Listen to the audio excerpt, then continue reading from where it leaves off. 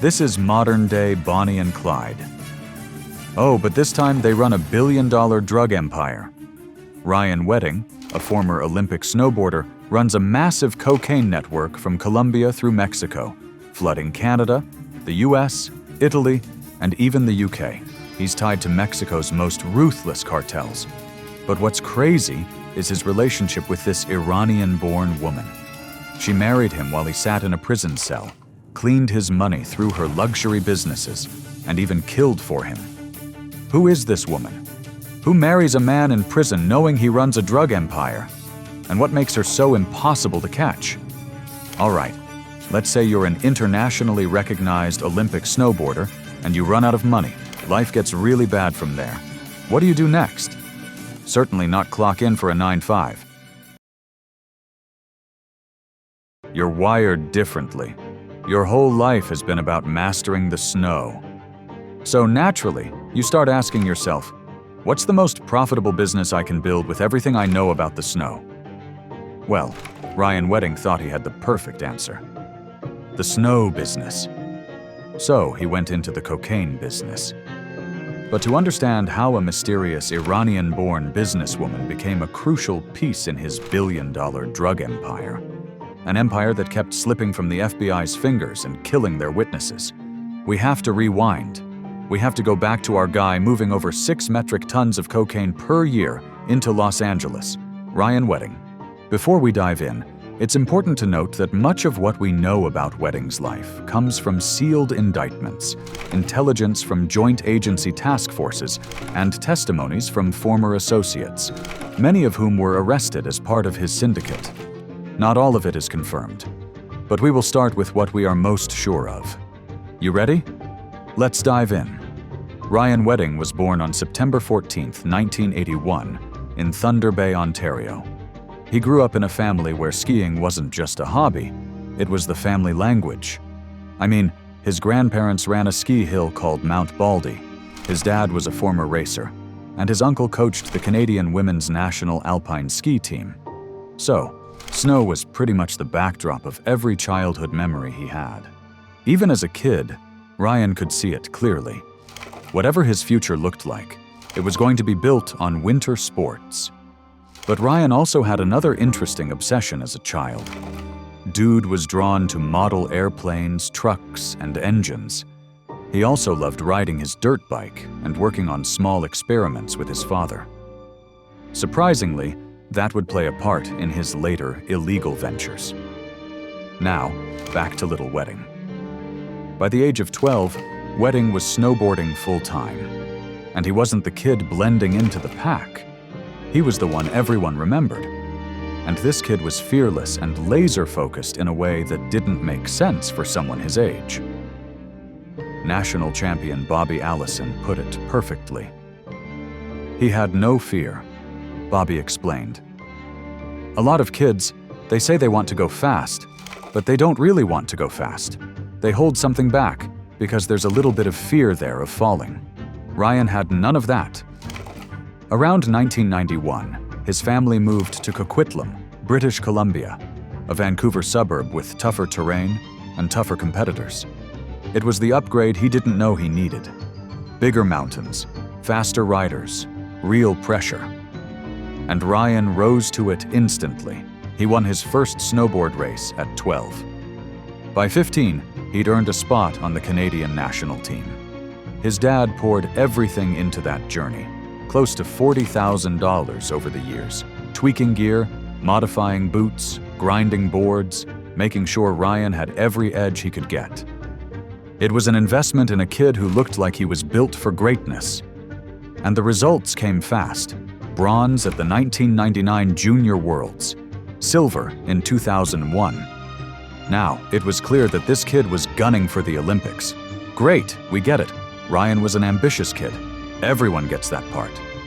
But what actually snapped in this athletic golden boy? What made him go from chasing trophies to chasing cocaine? Glad you asked, because the real reason is disturbingly simple. On February 13, 2002, Ryan's dream finally materialized. He was at the Olympics. The atmosphere, the cameras, the Olympic rings everywhere. It was everything he'd imagined since he was a kid, bombing down tiny hills in Thunder Bay. He showed up that day wired with hope, convinced this was the launch point for the rest of his career. But it didn't play out that way. He competed in the men's parallel giant slalom, while Janica Kostelic snatched 4 medals. Wedding finished 24th. For most athletes, just making it to the Olympics is the victory. For Ryan, it felt like failure. That result hit him harder than anyone expected. The frustration, the pressure, the years of grinding, it all landed at once. And the moment the event was over, so was his competitive snowboarding career. He walked away. As you probably can guess, things got crazy from there. Oh, by the way, Wedding actually tried to make one last comeback, but his fans never got to see it. Here's why. Ryan had his sights set on the 2010 Vancouver Olympics. A hometown crowd, familiar mountains, a chance at redemption. It could have been the perfect full circle moment. He was training, planning, and gearing up for what would have been the biggest second chance of his life. But that comeback never happened. Instead of gearing up for the games, he was sitting in a courtroom, awaiting trial on a federal drug trafficking charge. The timing was brutal. The optics were worse. And for a guy who once flew down slopes with national pride on his back, it was a public crash no one saw coming. His mom tried to soften the blow, saying, "But it doesn't mean you're a bad person." A mother's instinct to defend the kid she raised. Are you wondering how he got into selling drugs? Hit the subscribe button as I unravel the truth. So during this time, Vancouver was changing. It wasn't just a Pacific city anymore, it was turning into the Silicon Valley of weed. For a young guy with ambition in the early 2000s, it was profitable and tempting. Vancouver sat just 25 miles from the longest unprotected border in North America. A pound of weed that sold for $2,000 in the city could go for double across the border. And if you were bold enough to make the trip yourself, you weren't pocketing a few $100.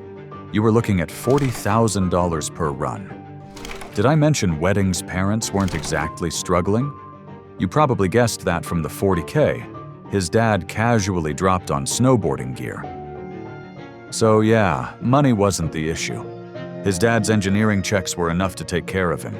But here's where it gets weird.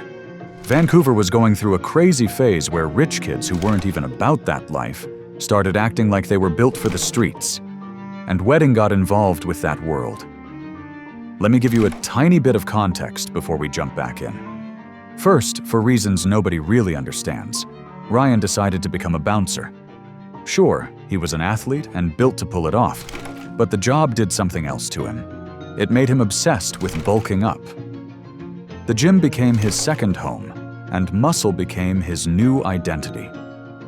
Now, between 2001 and 2004, Vancouver's nightlife was basically a war zone. Club shootings were so common that gang police started sweeping through bars, kicking out anyone who looked like they might be dealing. The big, organized crime groups, the Triads and the Hells Angels, knew how to blend in. But the new kids on the block, the ones calling themselves the Red Scorpions and the United Nations, they wanted attention. They made it easy for police. Flashy hoodies, Dolce & Gabbana loafers, bulletproof luxury cars. The usual story with young people who fall into drug trafficking is poverty and desperation. But that wasn't Vancouver. Not then. Toronto Star crime reporter Peter Edwards put it bluntly. A lot of these kids were upper middle class, good families, good schools. What drew them in was the image, the glamour. And with Canada's famously lenient drug laws at the time, nobody realized they were unintentionally creating the perfect storm for a future drug crisis. Things escalated fast. These kids started leaving bodies in abandoned cars, dumping rivals near the waterfront, and shooting each other in the street. Bouncers began wearing bulletproof vests. But Ryan told his mom he didn't need one. After dropping out, Ryan took a $250,000 loan from his dad and jumped into real estate. He flipped a few properties, then bought a condo in Vancouver's Westwood Plateau and turned it into an over-the-top bachelor pad. 30-foot ceilings, giant pillars, his initials carved into the entrance. And that's where he started growing weed. Dude thought he was Jesse Pinkman from Breaking Bad. According to a confidential informant, Ryan and a partner were running an operation with roughly 8,000 marijuana plants inside a warehouse on property owned by a friend. Then came the summer of 2006. Police raided the grow-op and found loaded guns in a locked safe, 6,800 marijuana plants, and 86 pounds of dried product. Street value, roughly $10 million. It was the biggest marijuana grow operation ever found in Maple Ridge. But aside from the informant, police had nothing that legally tied Ryan to the operation, so they never charged him. And here's how he got caught. San Diego. Ryan flew in from Vancouver to lock down a deal, 24 kilos of cocaine. He checked into a hotel, waited, probably thinking he had it all handled. But the seller he was meeting wasn't some cartel contact. It was an FBI informant. 3 days later, the former Olympian was in cuffs, and the FBI found the $100,000 hidden under a dresser. Here's the wild part about that arrest. The moment Wedding touched U.S. soil, every call he made was recorded. Hours of conversations, his voice, his plans, his mistakes, sat in FBI files. With that evidence staring them in the face, his accomplices, Shirani and Krapchan, folded instantly. Both took plea deals. Shirani got 18 months.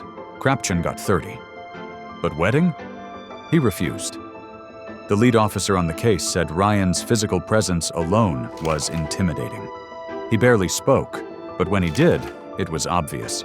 He didn't fear the police, and he definitely didn't respect them. He carried himself like someone who still believed he could muscle his way through a federal investigation. At one point, the judge even stopped the hearing and cautioned him for not taking things seriously.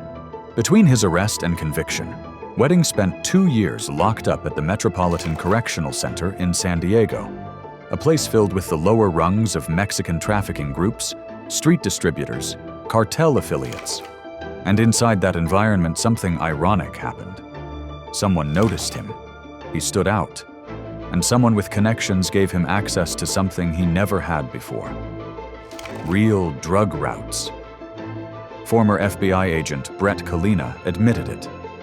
We really did just turn him into a much better drug dealer than he ever was when he started with us.